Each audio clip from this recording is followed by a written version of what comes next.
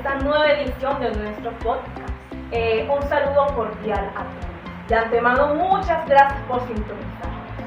En este día le tenemos un tema muy importante que de una u otra forma nos ha afectado a todos como seres humanos, ya sea de manera directa o indirecta. Este tema se llama reconstrucción de memorias históricas. Además de esto, contamos con dos participantes, dos invitadas de gran importancia que nos van a permitir desde su perspectiva conocer mucho más a fondo lo que es esta temática. Cabe resaltar que cuando hablamos de memoria estamos haciendo alusión a un proceso social que de una u otra forma se da la interacción en diferentes entornos, ya sea a nivel social, a nivel familiar, a nivel político e incluso a nivel histórico. En el sentido de que para construir partes de la reconstrucción de la memoria histórica podemos hablar de ese dolor, de este sentir de esta persona que ha vivido las consecuencias de toda esta trayectoria de la violencia.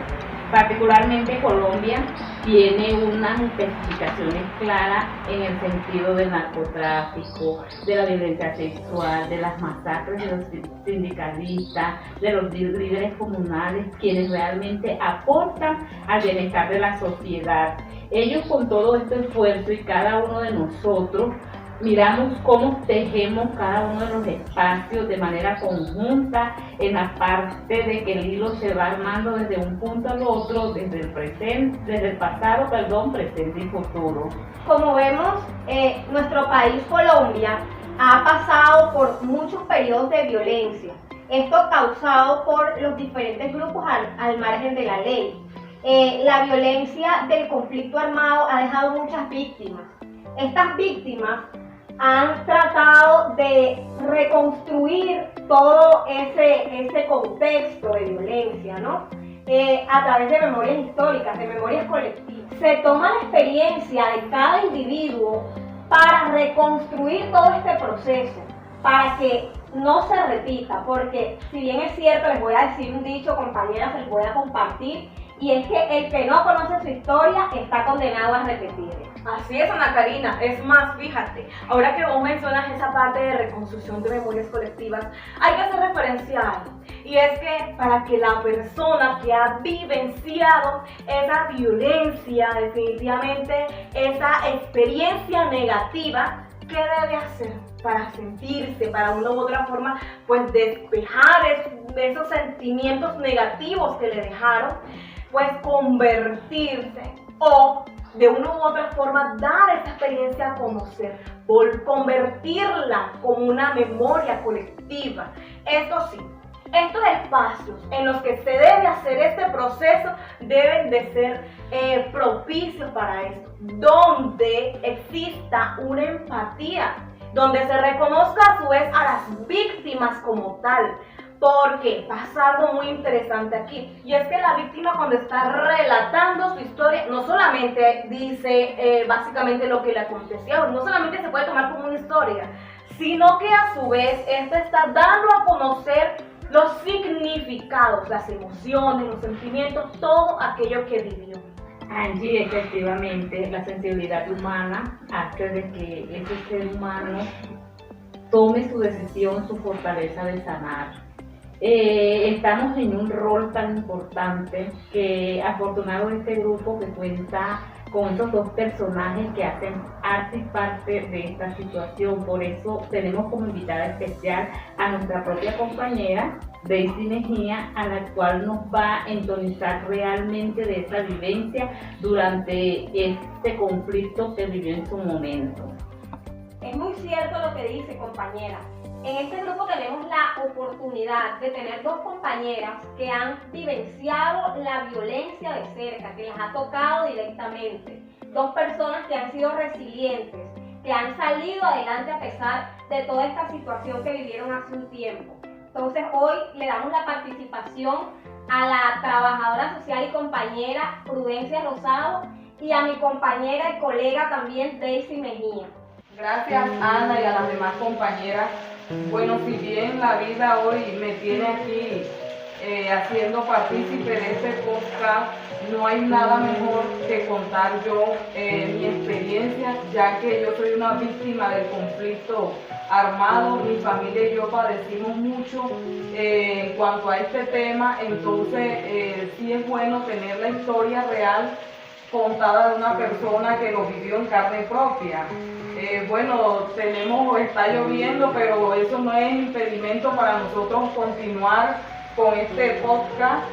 También contamos con la presencia de nuestra compañera y colega Prudencia Rosado Quintero, quien también desde su postura de trabajadora social nos va a hablar un poco acerca de las experiencias que también ha vivido con respecto a esta temática. Gracias a Dios y a la vida que me ha dado la oportunidad de ser, como la compañera lo dijo, trabajadora social. Hoy como víctima y desde mi profesión quiero hacer un aporte a través de mi historia de vida, reconstrucción de mi historia de vida, porque cabe anotar que he tenido antes muchas oportunidades de hacerlo y no me había atrevido. No me sentía con la suficiente fortaleza para hacerlo, pero que hoy en día, tocando el punto como trabajadora social, ¿cuál es el rol del trabajador social dentro de la reconstrucción de historias de vida? Eso me motivó y me llevó a hacer una reflexión sobre escucharme yo misma, reflexionar sobre la historia de vida. Me dicen que lo que ha sucedido y no se ha contado es como si no hubiese pasado. Entonces, el trabajador social está llamado a reconstruir este tejido social, ya sea de manera individual o en el colectivo. Y a contar una historia de vida es hacer reconstrucción de las memorias, es hacer partícipe en este proceso del conflicto armado para una reconstrucción del proceso de paz.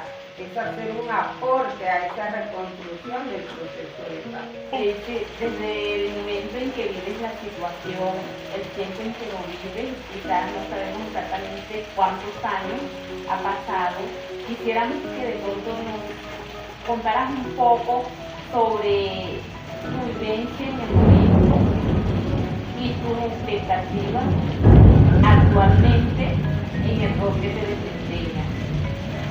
Bueno, compañeras, para mí contarle esto de verdad que toca las fibras más íntimas de mi corazón, ya que fue un suceso que vivimos mi familia y yo y todas las personas de nuestro corregimiento, iniciando que esto se presentó, este suceso fue en el año 2002, donde en el mes de febrero de ese año ingresaron los grupos de la guerrilla, se tomaron el puesto de control de policía, donde hubo unos guerrilleros que quedaron en este enfrentamiento muertos,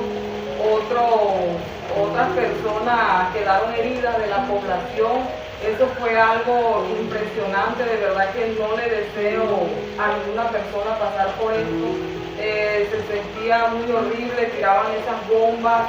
Mi familia y yo hasta el día de hoy tenemos eso plasmado en nuestra mente.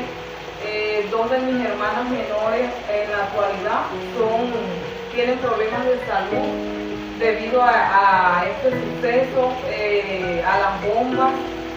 Y no obstante a esto, a los 2 meses siguientes entran los grupos paramilitares, hacen una reunión en una cancha polideportiva que hay en nuestro corregimiento Matitas, y cuando hacen esa reunión apartan 3 personas. Todo el mundo preguntaba qué iban a hacer con estas personas. Nos dijeron que no nos preocupáramos, que no era nada, que no iban a hacer nada malo y nos dejaron ahí con un grupo de ellos de paramilitares, casi la mayoría del pueblo. Cuando sentimos que a ellos se los llevan, sentimos los tiros, nos dijeron aquí nadie puede llorar, todo el mundo quédese tranquilo, no ha pasado nada. Mataron a estas 3 personas, hay una de las víctimas que mataron que tiene parentesco, es mi familiar. Eso fue algo que ustedes no se imaginan, de verdad, muy feo, muy impresionante. Eran las 7 de la noche, nadie podía llorar. Nos dijeron aquí nadie puede llorar, nadie puede salir. Fue algo de verdad que decirlo para mí no es fácil porque fue un suceso muy feo y hasta el día de hoy cuando me acuerdo de eso me da mucha tristeza en mi corazón, ya que nosotros nos tocó salirnos a los 2 días del corregimiento, no solamente a mi familia sino a muchas familias. Salirnos, dejamos todo, dejamos casa, dejamos animales, nos tocó dejar las tierras, venirnos para acá, para el distrito de Riohacha, no teníamos casa, no teníamos nada, nos tocó pasar trabajo, pasar necesidad, pasar hambre, de todo, la vida nos cambió. Daisy, ¿cómo fue esa trascendencia a esta vida actual que tú llevas, donde básicamente ya eres una persona, o sea, has logrado de una u otra forma superar? Bueno, Angie, ¿qué te digo? A uno la misma vida le va dando la fuerza para ir sobreponiéndose en cada uno de los sucesos que se va encontrando uno en el camino. Te digo, no fue fácil como les comenté, pero le doy gracias a Dios que con la fe puesta en Él he podido superar esto. Ya en mi corazón no siento esa rabia que tenía porque no entendía por qué nos tocó desplazarnos y dejar todo hacia atrás y empezar de nuevo. Le pedí mucho a Dios. En estos momentos siento tranquilidad, siento paz, ya que Dios me dio la fuerza y la fortaleza para salir adelante con mi familia. Gracias a Dios, hoy soy una persona diferente en el sentido de que me pude preparar. Si bien es cierto, en ese entonces vivimos ese suceso, pero ¿qué pasa? Me traslado hasta Riohacha y acá tuve la oportunidad de prepararme. En estos momentos soy profesional, estoy trabajando en el área social, además mira, estoy aquí haciendo esta especialización. Entonces, sí, fue duro en ese momento, pero en estos momentos siento paz y me siento conforme y contenta con lo que Dios me ha dado. Prudencia, ¿qué nos puedes contar de tu experiencia durante ese difícil proceso? Porque nosotros sabemos que ese proceso para ustedes las víctimas ha sido muy difícil. Entonces cuéntanos un poco sobre eso que viviste. Pues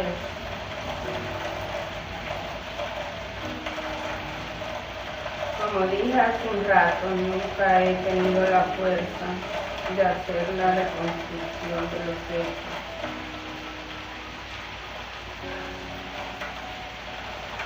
Pero uno de los objetivos del fin del trabajador social es reconstruir el tejido social. Y hoy quiero hacerlo a través de mi historia de vida. El 7 de diciembre del 98, más de 300 hombres armados entraron al pueblo de Villanueva, asesinando a 11 jóvenes, entre esos un hermano, José Luis Rosado Quintero. Estaba compartiendo con unos amigos a la otra calle de mi casa encendiendo velita con los hijos de ese amigo. Cuando la tropa llegó a la casa, ellos pensaban que era el ejército y pidieron una requisa. Lo requisaron a todos. Y a mi hermano se lo llevaron porque se llamaba igual que un señor que vendía carne en el frente y se decía que vendía reses de la guerrilla de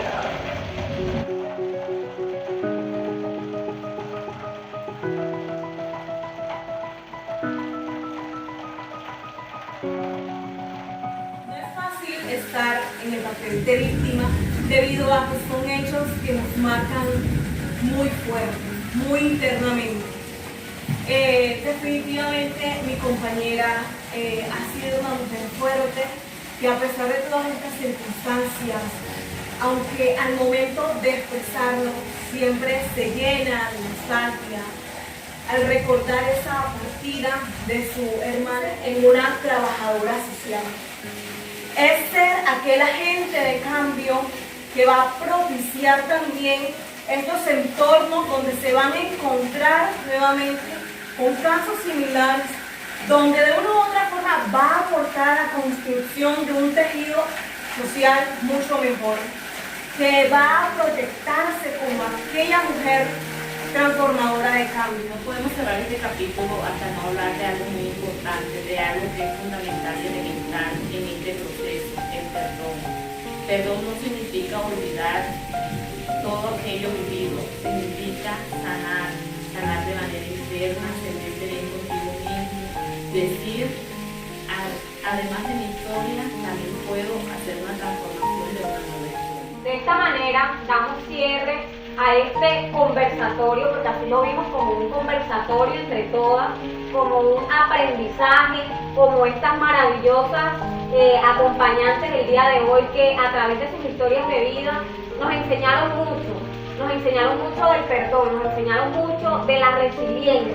Entonces, de esta manera, compañeras, les agradezco por acompañarme el día de hoy, a ustedes también por contar su historia, porque todo el mundo se entere de ese trance que hay que hacer, que no nos podemos quedar en ese dolor y en ese sufrimiento, debemos salir adelante y ustedes son un claro ejemplo de eso. Gracias a todos.